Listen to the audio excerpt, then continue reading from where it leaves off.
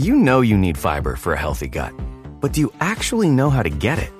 Quaker's been serving up fiber since 1877, with over 100 great-tasting, good source of fiber options to choose from.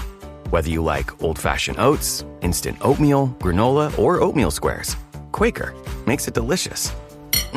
So good. Get your fiber with Quaker.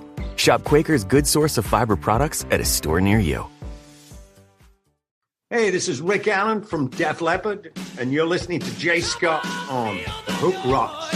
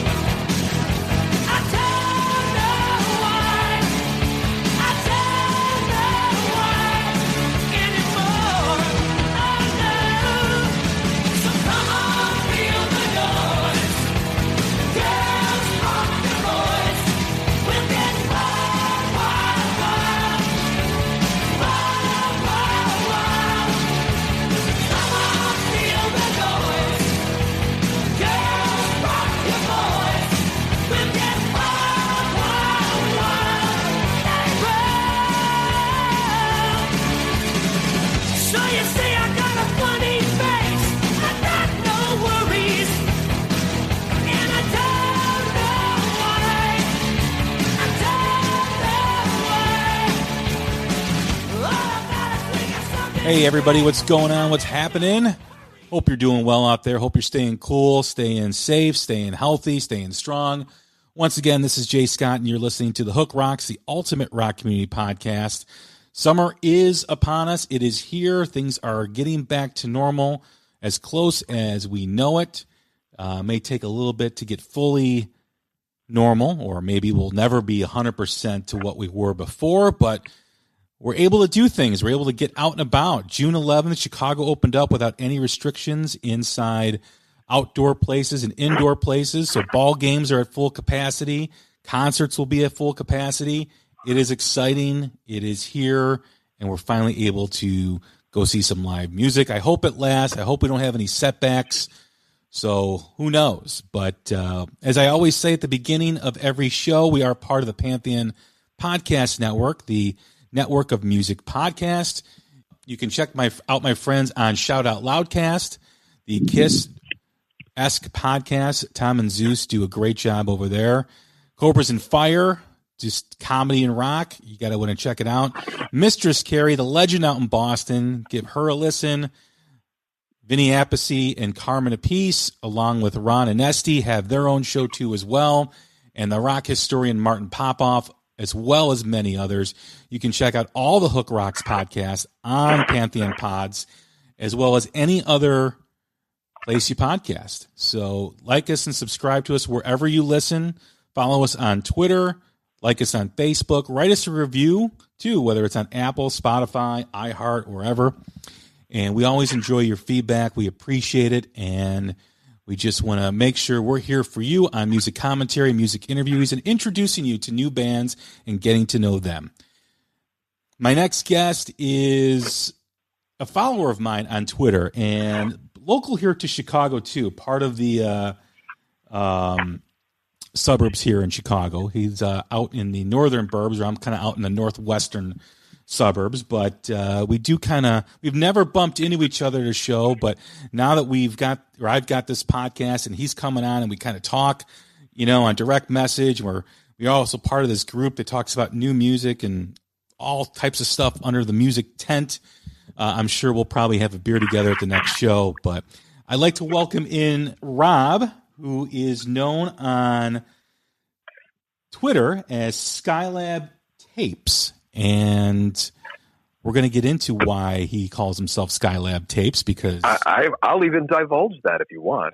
we will definitely get into it. Absolutely. But before we begin, we always ask the same first question every time we have a first-time guest on the show, and that is the essence of the podcast. Just like every great rock song has a hook that sucks you in, every rock fan has a moment, whether it's a song, an album, a band, or performance, that hook them on rock and roll. What was it for you? You know, it's funny. For me, it was the album "The Grand Illusion" by Styx. When that album, there were two albums that came out in 1978 when I was 12, and one of them was that were really influential for me. One of them was ELO's "Out of the Blue," and the other was Styx's "The Grand Illusion."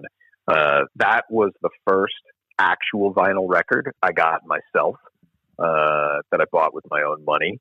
And man, I wore that sucker out. I can't even count how many times I played it. And, you know, it was just, you know, up until then, I just sort of heard whatever was on the radio, whatever music my parents were playing in the car when we'd go on trips when I was a kid. But that was the beginning. And that was the beginning not only of, you know, lifelong love affair with rock and roll, but with buying vinyl.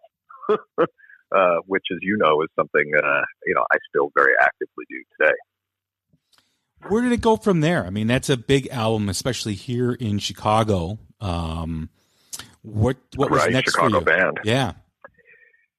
Yeah, you know, of course, it was long enough ago that you know that it was a little fuzzy. Here were a couple of others that were like really memorable, and in some ways not just because of the music, although certainly that's always first for me, but also you know, of the sound. So, you know, a couple more years passed, and AC/DC's Back in Black came out, and that's one of those albums that, like, you know, not only, of course, do I know every note of it, and you know, who that's our age doesn't, right? I mean, when I grew up in high school, if you didn't own Dark Side of the Moon, Led Zeppelin 4, and Back in Black on vinyl, you basically didn't exist. So, you know, all of those got played a ton. But Back in Black, like, I can hear the sound of that album, not just the music, but the sound of it in my mind without actually listening to it, right? It has a very distinct sound and a very good sound, right? I mean, it is a good sounding record. But it does have kind of a sound. Especially true for that is the sound of the opening bell in Hell's Bells. You know, it's actually one that, and we may get into this a little. It's one that honestly digital does not get right, in my opinion. The way that sounds played, that bell sounds played on vinyl, is like nothing else.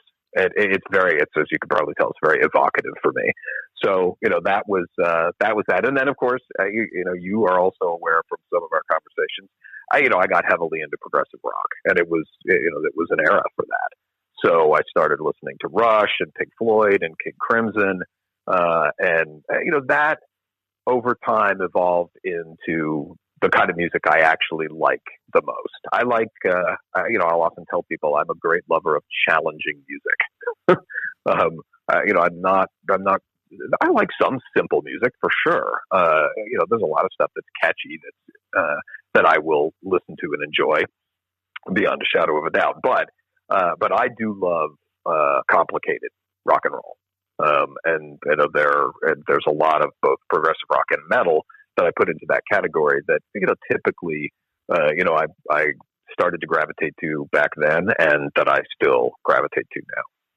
What is it about that, the complex tones and the music and the arrangements about certain bands in metal and rock and roll that attracts you?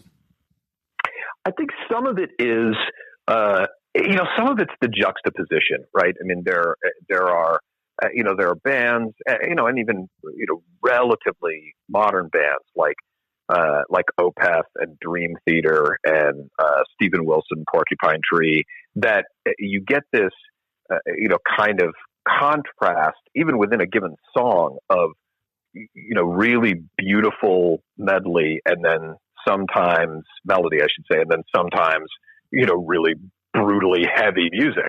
And you know, that there's something about that juxtaposition in music that I find, you know, just sort of enthralling. And so there's a lot of the bands that that I listen to now, but even back then have somewhat of of that bent to it.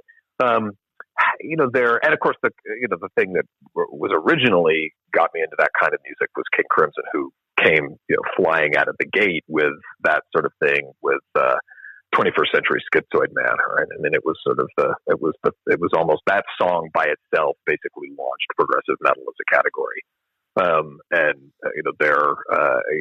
And for me, that was sort of a clincher and what started me down that path, which I've stayed on. The great thing about it is that, while there have been areas of rock and roll that have ebbed in the last 20 years, progressive rock really hasn't.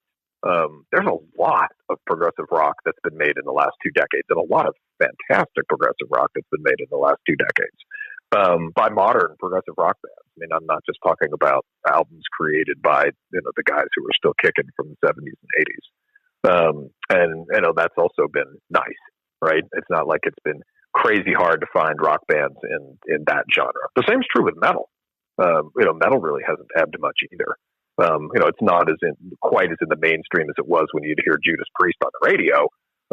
But it still is, it's still easier to find than it has been, some of the more traditional rock and roll genres. Yeah, I would say that's true. I think because metal has a home and progressive have homes that, where the fans of that type of music know where to go. Where I think with rock and roll and hard rock, blues rock, I don't know if there's a definitive home for it, which means you can go on several different platforms and find it, but also with those several different platforms, you can get lost finding it too. And it doesn't really give a true representation of what's good and what's really kicking, whereas progressive metal fans and heavy metal fans are loyal to the cause, are loyal to the music, and they stay loyal and they stay in it. And where I think is where hard rock and blues rock, you've got your classic rock bands that really don't appreciate anything new. A lot of them don't. The large percentage of classic rock fans have like a flat out refusal to listen to anything new, or as progressive and metal fans still want to hear new stuff because they find it interesting, right? At least that's my take. I think that's absolutely right. I really do. I think that's absolutely right. I mean, it's funny. It maybe isn't even as true as it should be, but I mean, that was the whole point of the term progressive rock, right? I mean, it was supposed to be boundary pushing and genre pushing. I think that, while there are some aspects of progressive rock that are a little formulaic, the bands that are more interesting, I think, still very much treat it that way.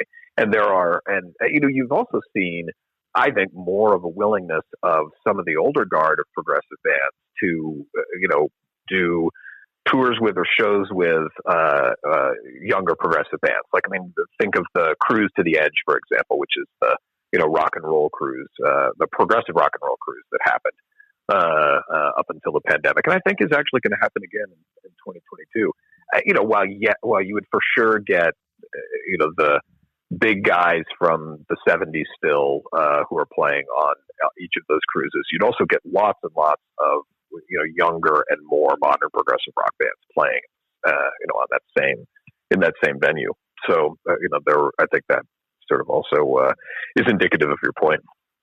Yeah, and it's also too, I mean, you think of progressive and metal fans, there's only less than a handful of progressive bands that can play arenas and stadiums and fill it. That's right. And there's only a handful of metal bands that can fill arenas and stadiums. Yep. So what that does is it causes those fans to go into those smaller venues, small theaters, clubs, to listen to that stuff.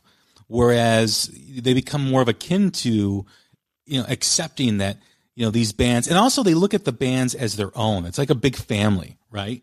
Yeah. And, absolutely. When there's a new kid in the family, they want to check it out. Where, I keep saying this, but, there's some people that won't listen to anything blues-based rock or rock and roll after 1992. And, it's their loss, but sure is. There's definitely a healthy rock music scene, metal scene, progressive scene.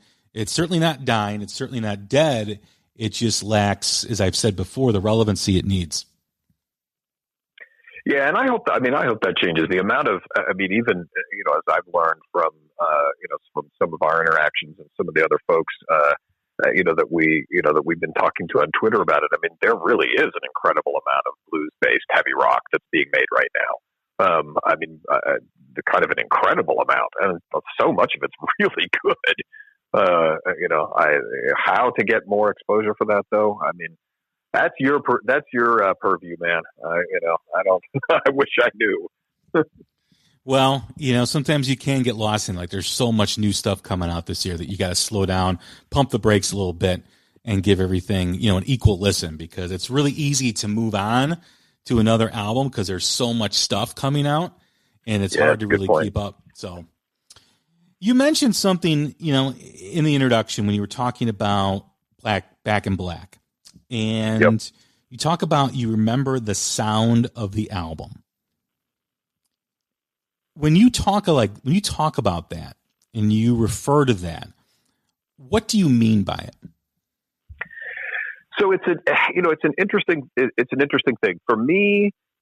It's difficult to completely separate the album itself and the music that's on it from the recording of the album. It is somewhat possible for an album of music that might not be, completely top shelf, to be of more interest to me than it might be otherwise if the recording is exceptionally good. And I'll actually give a couple of examples of that in a second.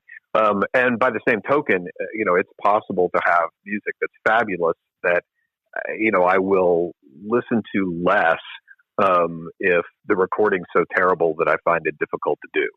Right. And, there are so many minefields with all of that. It's, and so much to talk about that, it could take days. But, there are a couple of examples. One of the bands that I really like that I admit is a little outside of, kind of the bulk of what I often listen to is Steely Dan.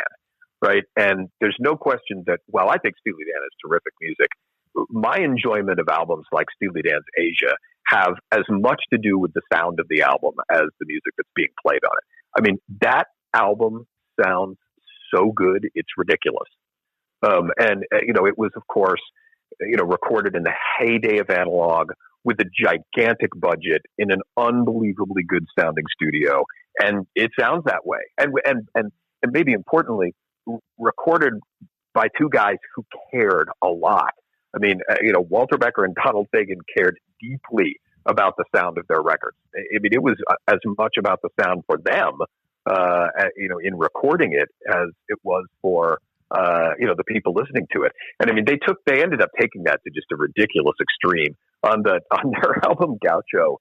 They brought Mark Knopfler from Dire Straits into the studio, and he recorded I don't know, he was there for like a couple days and recorded some ridiculous number of takes. And in the end, they used 8 seconds of his playing on the album. Wow.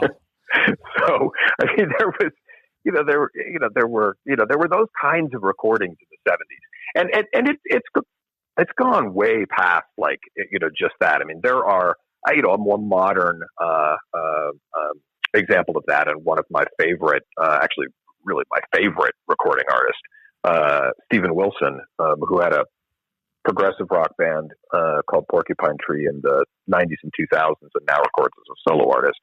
In addition to making his own music, he has done 5.1 remixes of lots of classic prog albums, like almost the entire catalogs of Yes, King Crimson, Jethro Tull. Those have all been reissued, remixed by him. And he's sort of the premier guy if you want to, reissue your album, not just the way it sounded, but, to improve the way it sounded.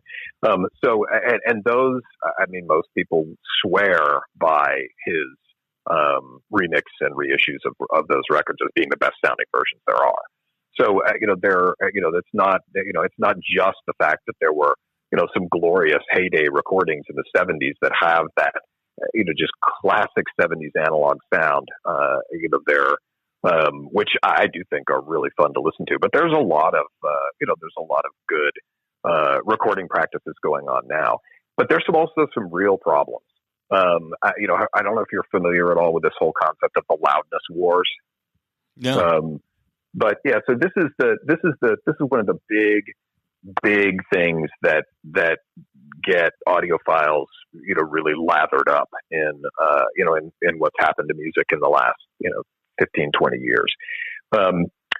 Digital audio should, and that's the operative word here, it should provide better dynamic range for music than vinyl does.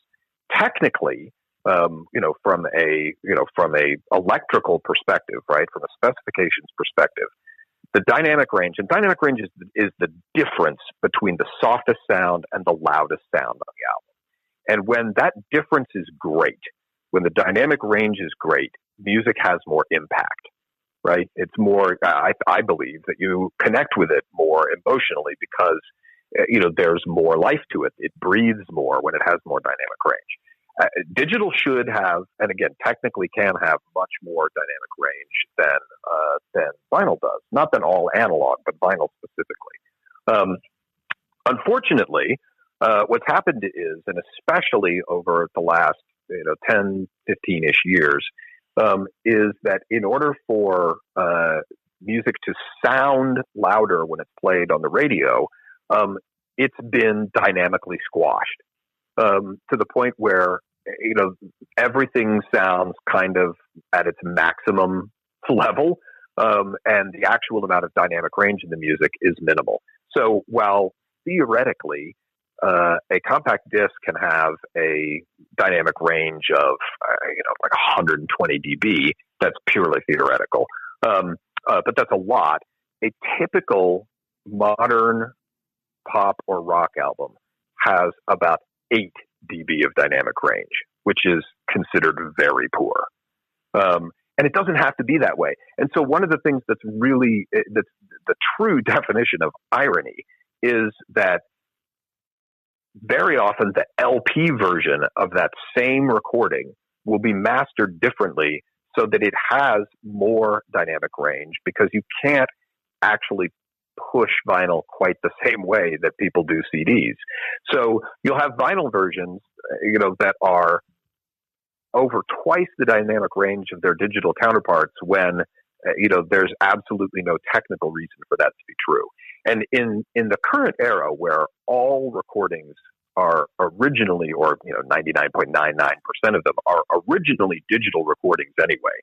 There have been a few notable exceptions, like there was one Lady Gaga album. They made a big deal about the fact that they recorded it to analog tape a couple of years ago. But the overwhelming majority of albums recorded today are recorded digitally, right? And so when they're pressed to LP, sure, the LP is analog, but it wasn't an analog recording to begin with. So it's not the fact that the LP is analog that's making modern LPs sound better than many of their CD counterparts. It's the mastering. It's the way that the LP was mastered with more dynamic range than its CD counterpart. And what sucks about that is it was just a decision that was made to try to make the thing sound loud. It does not have to be that way. Are some artists better at mastering CDs, or I shouldn't say artists, producers and engineers better at mastering CDs than others? Oh, for sure. I mean, there's no question about it. So it's not just a uniform thing. Like it's a CD, it's going to sound that way no matter what. It depends on who's mixing it, mastering it, producing it, engineering it. 100%. There are some colossally good sounding compact discs where the audio on a CD versus the audio that you could get from digital streaming, again, a topic we can cover if you want. They can be equivalent, right? I mean, there's a bit from that perspective. Bits really are bits. If you've done the digital coding the same way. But yeah, I mean, you can make CDs that sound absolutely glorious, and that's kind of the tragedy of it, right? Is that for the most part, it's not being done, and it really could be. I mean, and this is where musicians need to think about this a little bit, because they often don't. If they care, it can be mastered well, right? But if they don't care, then it more often than not is not going to be. So, unless the artist actually wants a final product that sounds good, the odds are that they're kind of just lucky if they get that. I've never heard that before. I mean, I've always known there's always been a more intimate sound on vinyl versus the digital, CD mastering and whatnot, but I've never heard it explained to me like that. It's an interesting thing. I mean, vinyl's complex, right? I mean, vinyl is at its core, vinyl is a very old technology. And while there have been some interesting advances that have continued to make it sound better and better, and it really does sound great, it does have limitations. One of the limitations, of course, is that you can only fit so much on a given LP side without really making it sound better. And by the way, this isn't necessarily widely known, but the more music you put on a side of an LP, the worse it sounds. Which is why, as opposed to try to squeeze a bunch of music onto an LP side, more and more LPs are issued as 2LP, right? Because bands are not thinking in terms, in the 70s, bands were like, okay, an album can't be more than 40 minutes long, so that's what I'm writing. Right? And if I want to do a double album, then I'm doing that. But, you kind of came into a recording session thinking, I need 40 minutes worth of music. In the modern era, there's no such limitation in the minds of most musicians. When they write an album, they just sort of have what they have, and it could be 40 minutes, it could be 80. It sort of depends. But there are, even the CD does have that 80-minute limitation, and even that's probably becoming less and less something that artists think about as even the compact disc starts to become, frankly, more of a dinosaur than it used to be. Crazy as that sounds. But yeah, so I mean, vinyl does have a sound.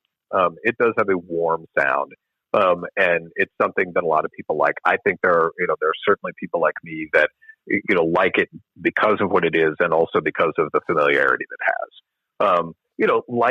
What I found with actually a lot of people, and I think you're one of these people who like to buy CDs still, even though they can stream the music in the exact same quality again if they try. It's nice to have a physical release for some music collectors, right? And I'm certainly one of those people. I like to have LPs. I like cover art. I like everything about it. I like the way an LP smells, right? So I mean, they're all of that stuff. I think is good. But in terms of purely sound quality and why their LPs often will sound better than their digital counterparts. A lot of that today in modern music is that exact issue, is the dynamic range compression or the loudness wars. There's even a website dedicated to reporting how much dynamic range is in any release. I mean, there's a website for everything now, right? But there is. I mean, it's a well-known one. It's it's the loudness doctor. When I think of great sounding albums, modern day, my mind immediately goes to 2 weeks ago, the Mammoth debut album, because I think that sounds incredibly awesome. I think it sounds great. Great record, by the way. It is a great record. What do you think of that album sonically? Well, you're not going to like my answer, because I don't think you're really a vinyl guy. But this was a great example. I mean, there's no question in my mind that the dynamic range was compressed on the digital version of that album, and it sounds much better on LP. I haven't looked yet, but I would be shocked if they weren't. If it didn't become immediately apparent that they were mastered differently. I did think it sounded a little compressed when I listened to it. I got my album the LP version a couple days after the release date. And so my first listen was digital, and my second listen was vinyl, and it sounded much better to me on vinyl. Again, it isn't always the case, right? But it was in the case in that case. I wanted to give you an example of what I listened to on vinyl recently that I didn't think, well, it's an album that's going to be on my top 10 list. I guess if I don't say where it is, it's okay if I mention it. Yeah. Yeah, sure. Yeah. So the progressive rock band Vola, they have an album out this quarter called Witness. It's a really great album. I actually didn't think the vinyl sounded very good because I was depressed by that because I think it's a great record. And my guess is that they didn't do anything special for that. It's probably the exact same mastering. And then in this particular case, I think they also tried to squeeze too much music on it. It's a single LP, and I know it. It doesn't. It actually, the digital actually does sound better. So it doesn't always work out. But in the case of Mammoth, in fact, when we're done, I'm going to look it up on the loudness database and see. But I'd be shocked if it doesn't show that there's more dynamic range on the LP. The LP, by the way, so to your point, sounds fabulous. I thought. I mean, I've got the CD, and I thought it sounded tremendous. I mean, I thought it sounded great. I mean, there are albums that I do think are way over compressed, and I didn't get that impression from this album. It is generally well recorded, for sure. And, Wolfgang, I'm sure, was able to go into a nice studio, right? So it is generally well recorded. I totally agree. As far as building a sound system, the days of having a stereo like we used to have when we were younger don't exist anymore in terms of the way we think about it, in terms of the way we used to have them. We used to have the big speakers on the side, and we used to have the tape deck, the CD player, the equalizer, and then the turntable on top, or some faction of that. And, 100%. Yeah. And now, the days of the boom boxes with the good speakers too are gone. Now it's like these little machines with these little speakers that sound good, but you really don't get that dynamic that you mentioned like we used to have, right? When we used to listen to our stereos in our room, I mean, it just sounded different. And there's a lot of people out there that are building their systems. Maybe they're buying vintage stuff. They're buying new stuff.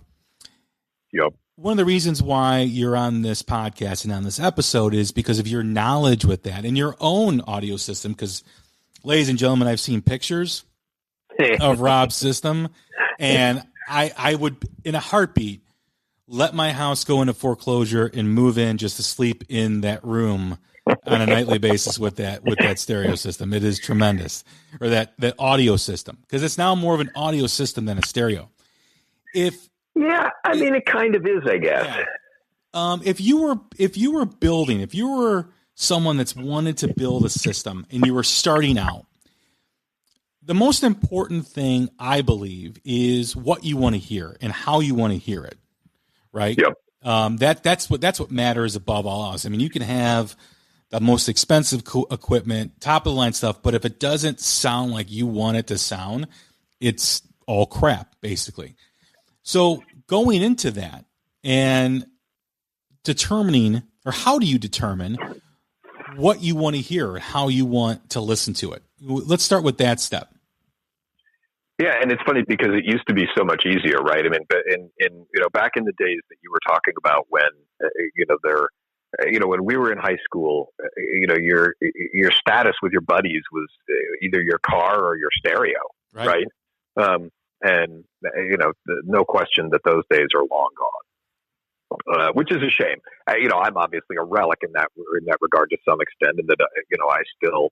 I still, not only do I still have a very fine stereo system or audio system, but I sit right between the speakers with the lights off and listen to it, which is something that doesn't happen as much anymore. And I think that really is, that's really the first part of the answer to your question, right? I mean, there are some people who simply aren't going to listen to music except as a background activity. And in that case, there isn't really a need for a fantastic stereo, and you probably want something that kind of hides in the room and gets out of the way.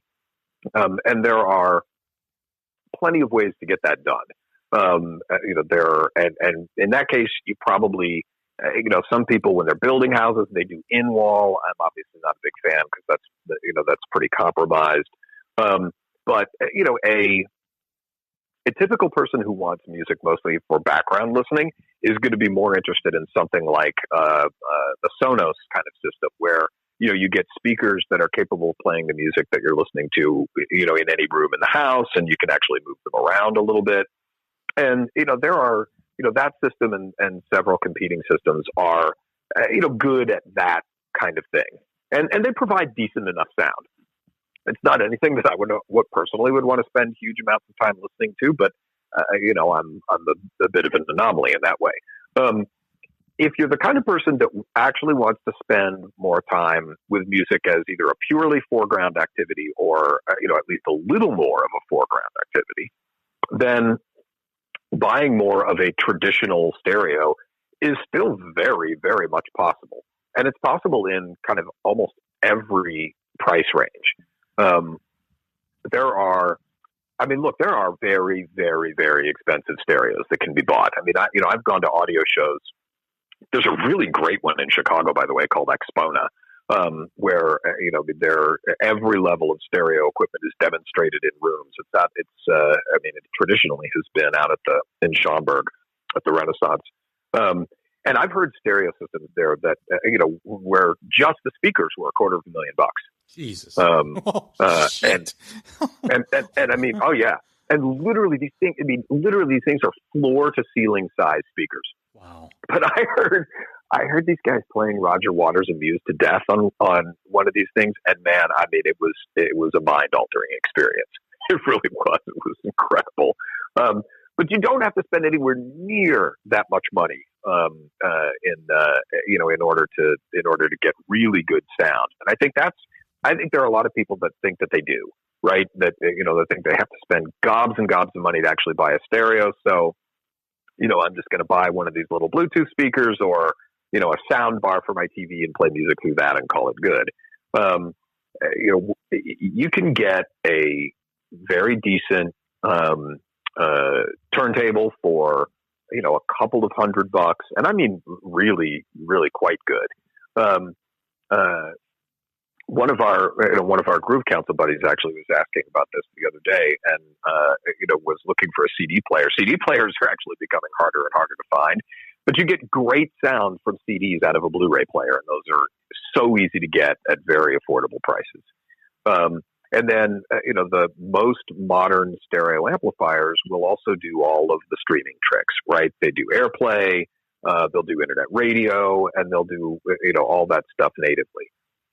And there again, there's a bunch of stuff that's in the kind of $500 range, that you can get. Now, I realize I'm not talking about like no money here, right? But a quick story about that. I had a guy giving me, kind of a jovial hard time a few years back about my stereo and what he perceived the cost of the stereo to be. And then I watch him drive away in his Tesla. Like, look, you pays your money and you takes your choice. I've driven very pedestrian American cars. And I could afford to buy a more expensive car than that, but I'd rather buy music and I'd rather buy audio gear than I would put a lot of money into a really expensive car. Some people, the best sound they ever hear, Jay, is in their car, because there are a lot of cars that actually have very good stereos. And they'll put a CD in the car, sounds great. Come home, they put it on their pathetic little Bluetooth speaker, and they're sort of sad, and then they stop listening to it, which is a bummer, because it doesn't cost a ton of money to get a very enjoyable stereo in your house. If you were to put together a system, and like I said, I think as we move forward with episodes on types of audio systems, I think we're going to be going, on an incline in terms of our conversation. But if you're starting out and you want to spend $250 and below on a system, where do you start to make that system sound the best? So if I were to spend $250 or less, and I hope this doesn't come across the right way, I would buy used, and I would honestly start by going to garage sales and estate sales.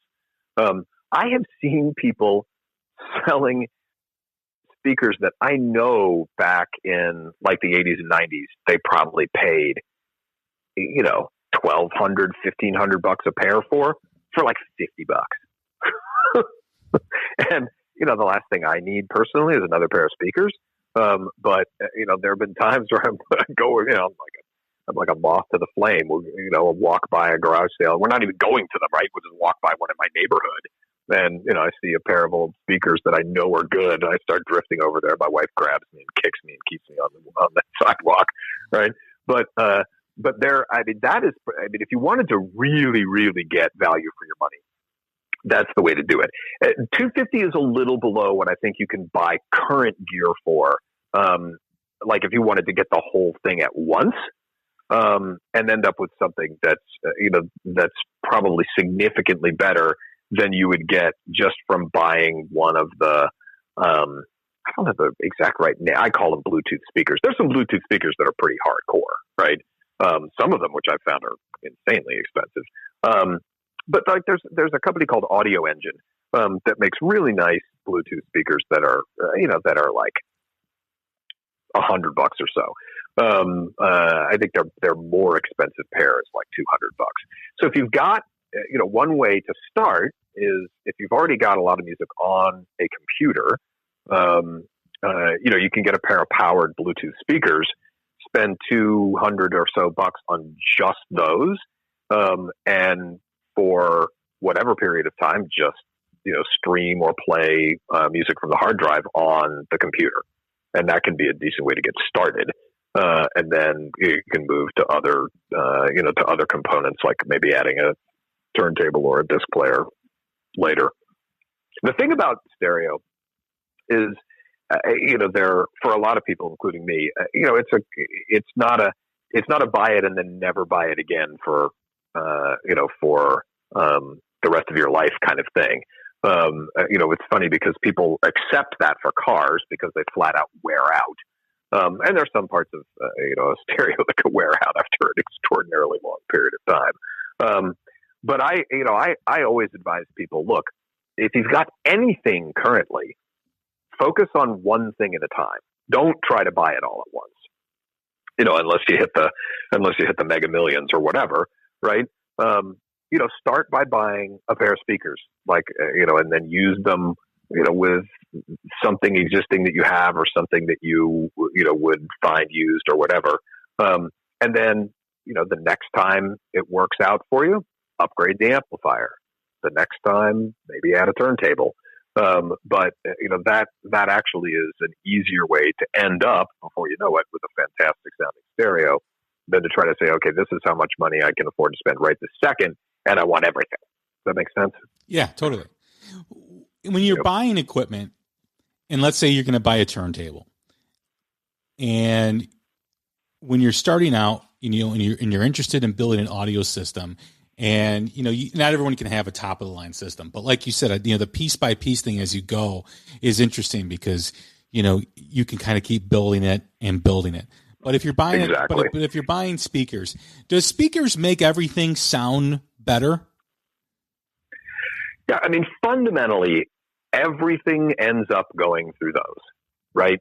I mean, you know, there are the variation in the sound, you know, not just quality, but you were talking about it earlier.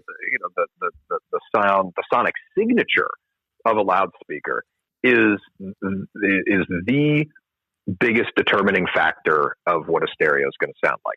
The second biggest determining factor actually is going to be a shock to you. It's the room that you put them in. No, that doesn't shock me at all. I mean, you know, what just happened prior to us recording this episode. So I have a really big dog. I have a Bernese Mountain Dog, and he's got a very deep bark. So I have a hallway that comes from the bedrooms into the main area and the kitchen and everything. And he barked in the hallway where the walls are, you know, closer together. And it echoed and it like went right through me. I was like, Jesus, you know, like that was crazy. But when he barks, there's the same bark in the grand room, in the living room that I have, you know, it doesn't have that effect. So yeah, it doesn't surprise me about, the room that you're talking about. Yeah. And just, simple things like having carpet on the floor will make a stereo sound so much better than it will, exactly like you were talking about in your hallway, right? A really lively room. It's kind of hard to get good sound. So things like amplifiers and disc players, they are, there are definitely quality levels, and ultimately that stuff certainly can make a difference, but the differences are smaller than they are with speakers. The fundamentally, because the technology involves a transducer in a phono cartridge, turntables are probably the thing that vary the next largest amount in quality based on price. And I every now and then I'll see a picture of somebody playing a $30 record on a $175 Crossley suitcase turntable, and I'm not trying to be snobby here. I'm happy people are playing records. God bless them. They bought a record. They're playing a record. That's awesome. I'm really psyched about that because it's more demand for vinyl, which for me is a good thing. And that person bought the music of a musician, which is also a really good thing. But that is about the worst way to listen to a record that you possibly can. There's just no doubt about it. You're getting, if you're enjoying the experience, again, awesome. But, purely looked at from a sonic perspective, you're talking about the most basic of pop. The thing, yes, it plays the record, right? But, even a pair of halfway decent Bluetooth speakers and, a turntable with a turntable that's not trying to do everything, and that has, a little bit better phono cartridge will sound so much better. And I'm talking about, the companies like Audio-Technica, Denon, they make turntables that are $150 that definitely will sound way better than, they have to be hooked up to an amplifier, right? But they will sound way better than a suitcase turntable is ever gonna. How important is the needle on a turntable? Very. There's no doubt about that. And it's important for two reasons. One is it is the transducer. So it's the thing that that the higher quality you get, the more direct impact it has on the sound. But the other part of it is, of course, that a really inexpensive one is going to damage records quickly. And again, we're not talking. There are crazy people in this world, right? You can buy a phono cartridge that's $10,000. I'm not advocating to do that, but you could. You could also buy a really good Audio-Technica phono cartridge for $49. That's not going to hurt your records. That's going to sound good, and that'll last for depending on how many records you play. Typical life of a good needle phono cartridge, or whatever you want to call it, is about 1,000 hours, right, before it needs to be replaced. And so you'll get good use out of it for a very inexpensive, again, probably all in one type of deal where the needle is, obviously it can't be an afterthought by definition, but where it's, not something that, a lot of money was spent on in manufacturing, you're not doing your records any favors. That's for sure. You play a record on something like that more than a handful of times, and it's going to show some wear. That's sonically, it's going to sound worn. Whereas, you get something, even slightly more modest that's a little bit better, and you can play it as long as you don't play it 1,000 times in one day. You could play a record 1,000 times and you probably not hear any degradation. How important is where the turntable is placed? Does it matter on the size of the furniture, the size of the table stand, wherever you put it? How important is that? Yeah, it can be. A turntable wants a solid foundation to be on, right? So, a really wobbly side table is a bad idea. I tell you that a really terrible idea is to put it on top of your subwoofer. But vibrations are the thing you want to avoid where a turntable is concerned. So, to the extent that you can put it on something that's not, going to be, heavily subject to vibration, either, somebody bumps into the thing and it causes it to skip, or, just even heavy footfalls, it would be better. That's really that, and of course has to be completely flat. Right. But other than that, it's really, those are really the only two considerations.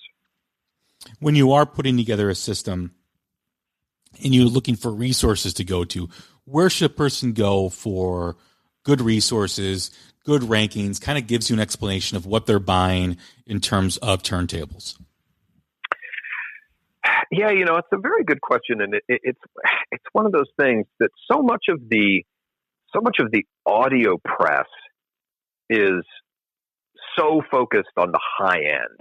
And like it gives people a warped perspective. I admit. So they're what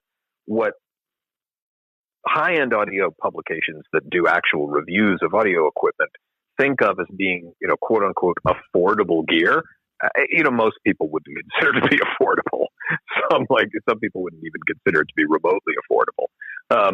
And that means that you're sort of left with the wild, wild west of the internet, including sites that actually sell stuff and obviously have an agenda in terms of what they're saying. And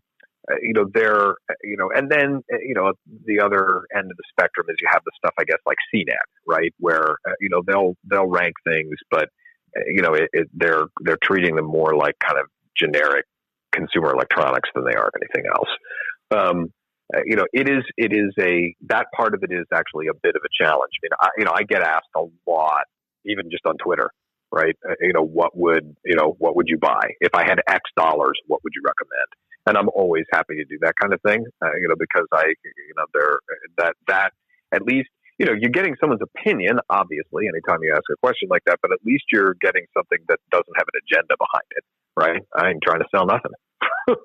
So, I do think that actually that kind of question asking can be the best way, that and just sort of an amalgamation of internet research. There is, I will say, there's a place that's actually, it's mostly on an online operation. They're headquartered in Chicago. Their facilities in Andersonville, called Music Direct. And at least, they say nice things about every piece of equipment that they sell, but at least they sell a really broad range of gear. So it's at least a place where you can go and say, okay, this is the total price range of turntables that I can possibly buy, from like $100 to $10,000, and what each of them comes with and does, and all that kind of stuff. And they do have some more educational and I think it's a Virginia-based company called Crutchfield. Their website also tries to do as good a job educating people about the stuff they sell, in kind of a reasonable way. As far as maintenance, as far as keeping it clean, what do you recommend? How important is that? Yeah, you need to for a turntable, you need to clean the needle. Every 3-4 records. You can buy a tiny little carbon fiber brush on Amazon for like $5 that'll clean off a needle. It's not very hard. You just got to very gently wipe the dust off by going from back to front. The way, it's funny. Some of this stuff, like, people who grew up with turntables from our era, it's just in us, right? It's like riding a bike. And then, some people have never seen a turntable before until they get their first one. And some of those little tidbits are left off. And I see horror stories about people who bought a brush to clean their stylus with. And they're like, okay, well, I'll just brush it side to side. And they just brush the needle clean off the cartridge. Jeez. Sort of sucks. So yeah, that's the one part of that whole system that requires the tiniest bit of care. The rest of it's, turntables fundamentally, aside from the phono cartridge, are incredibly simple devices for the most part, right? I mean, there's it's a motor and some metal and some wood and a very, very small amount of audio circuitry. But that's it. I mean, they're much simpler than just about any other piece of equipment in a stereo. And a lot of the new turntables, they have Bluetooth capability as well. Yeah, which is really handy, and they got smart about it. I mean, there's a thing called a phono preamp that you have to have, and almost all of the relatively entry level and affordable turntables now come with that built in. They come with that built in. There's a USB connector. There's Bluetooth available. I mean, they're very, they've made most of those, pretty modern devices. Whereas my gigantic direct drive Denon that I'm looking at over here from 1982 obviously didn't have anything like that. As a part of it. But there are so many ways to connect a turntable now that all of that kind of stuff has, which wasn't necessarily that easy back in the day, has become now really very simple. And what is the most important thing, in your opinion, to look for on a turntable? Or what are the important things? You shouldn't just say one thing, but what are the things that, a listener, a person that wants to, play vinyl should be looking for that a vinyl needs to have or a turntable needs to have? So, the ones that I think start to get to the point where, you really can get a lot of enjoyment out of playing records. To have a they have a cartridge that the seller of the turntable is actually sourcing from someone else. Typically, I mean, there are a couple of companies that make both very fine cartridges and very fine turntables. That I have the two of them that I actually mentioned, both Denon and Audio Technica do. But there are only a handful of companies that make good, affordable phono cartridges. And there are a couple of them that are, OEM makers, so that they're, offering brandless ones that are put on, that are usually very inexpensive, that are put on, the aforementioned suitcase turntables. And then, there are the ones like Audio Technica and Ortophon, that, will have, I mean, the maker of the turntable will actually mention the cartridge brand by name because it's something that they're proud of, right? And that usually is an indication that you're going to end up with something that sounds better.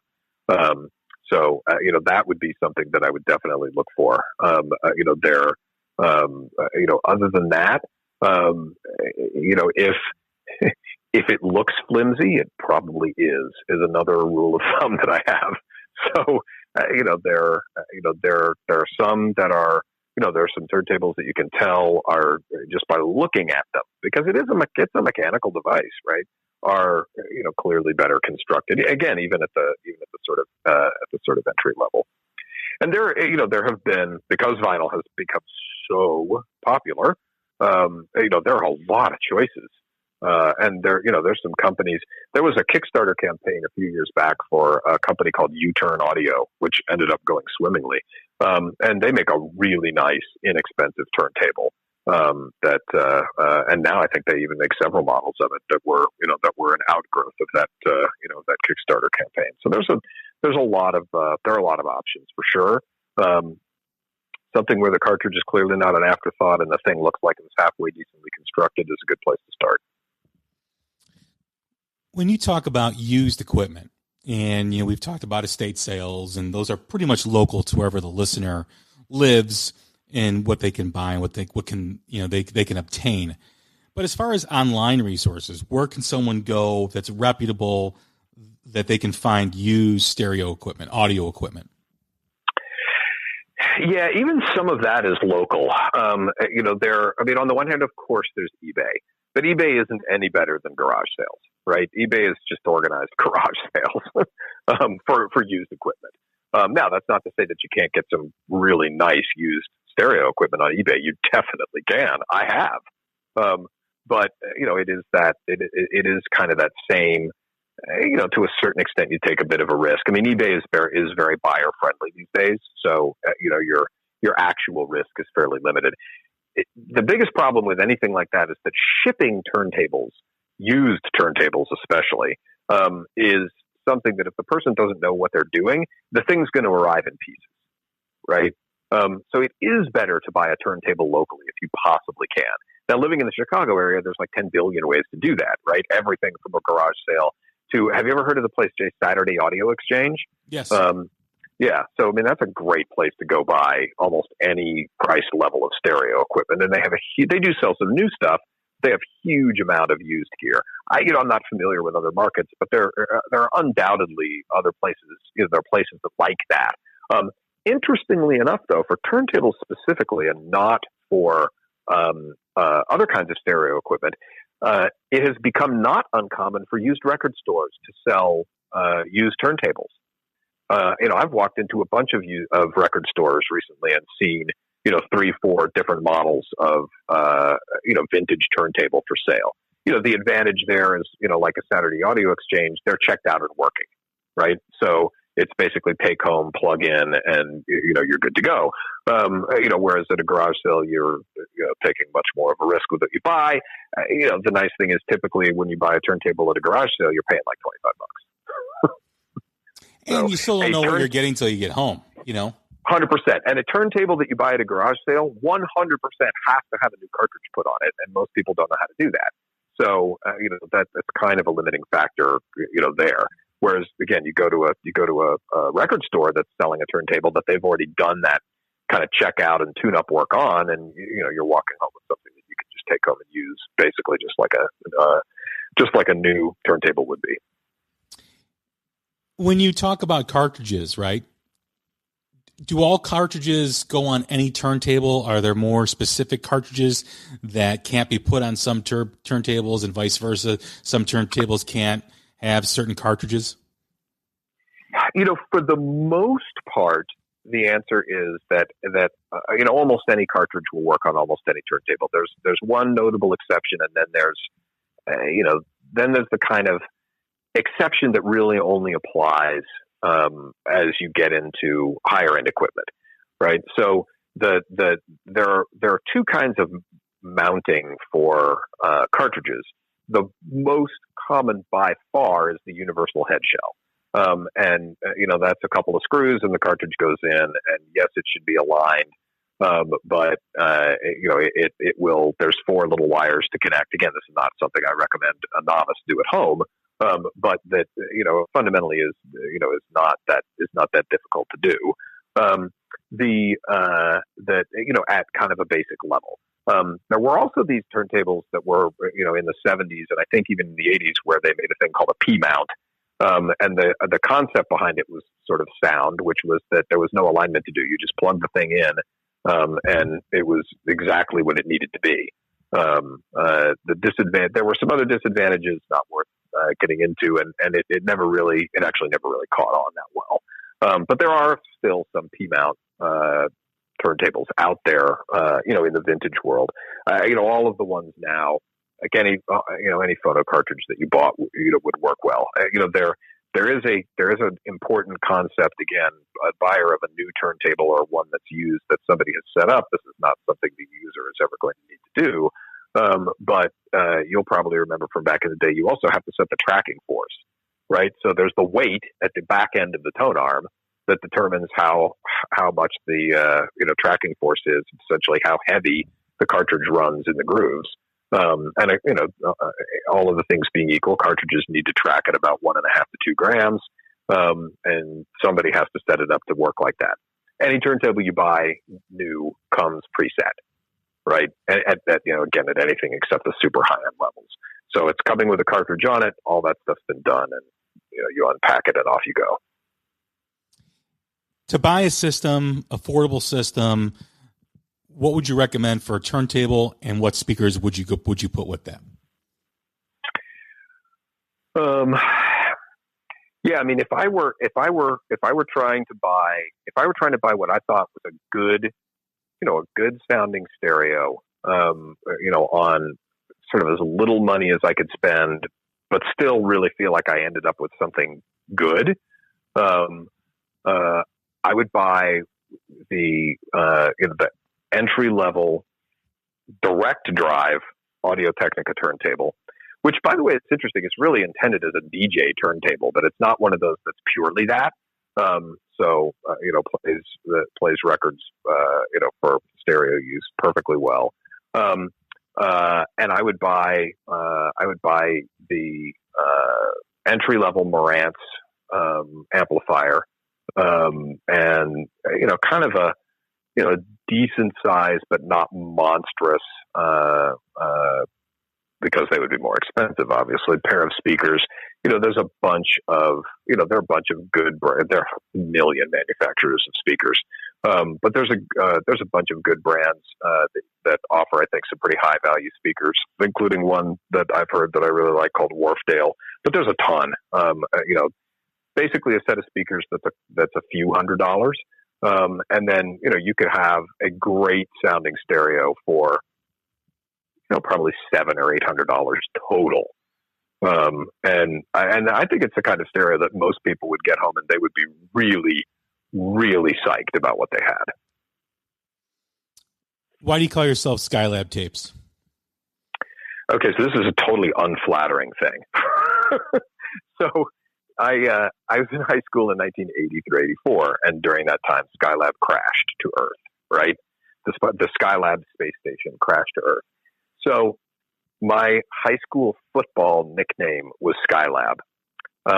And it was because my very first game that I actually played in as a sophomore, I played on a kickoff team, and the very first kickoff, I just got absolutely leveled. I mean, I didn't even know what hit me. One minute I was running down the field, the next minute I was on the ground. And that's it. One of the guys called me Skylab, and it stuck. Where does the tapes come from? Well, so that, I added that because it made the Twitter handle available, but I am, we didn't even talk about this. It's a whole other kettle of fish. I'm a big reel-to-reel tape guy. Now, this is truly like the arcane, obsolete technology. No one is making reel-to-reel tape decks anymore.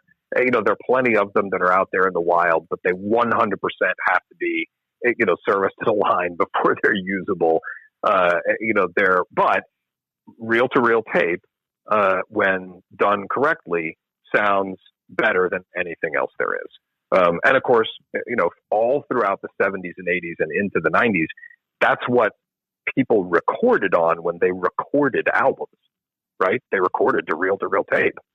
It wasn't until, digital got significantly better. And something really funny, the original round of digital recordings, things like Peter Gabriel's Security and Dire Straits' Brothers in Arms, there are a bunch more examples of early 80s digital recordings. They were actually done on digital reel-to-reel tape decks. It was still tape. It had just been modified to record digitally and not record in analog.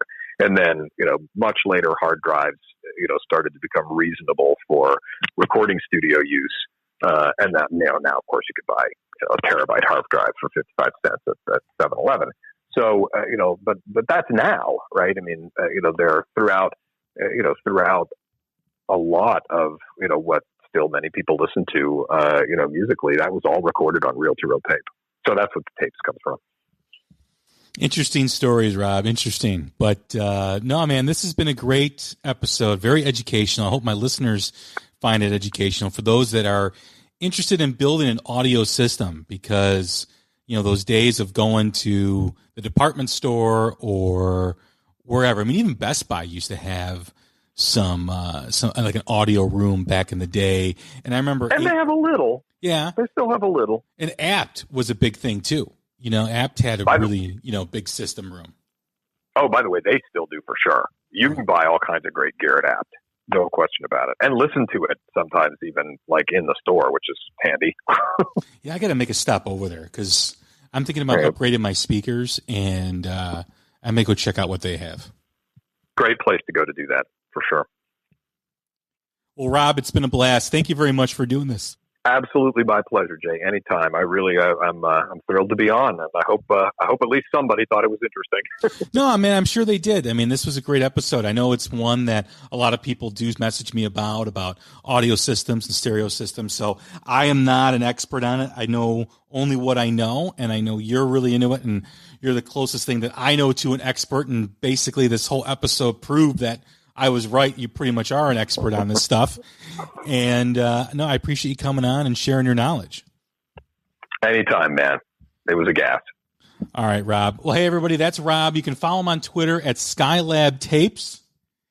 And I'm Jay Scott. This is The Hook Rocks, the ultimate rock community podcast. Stay safe, stay healthy, take care, and we will talk again soon. Thanks.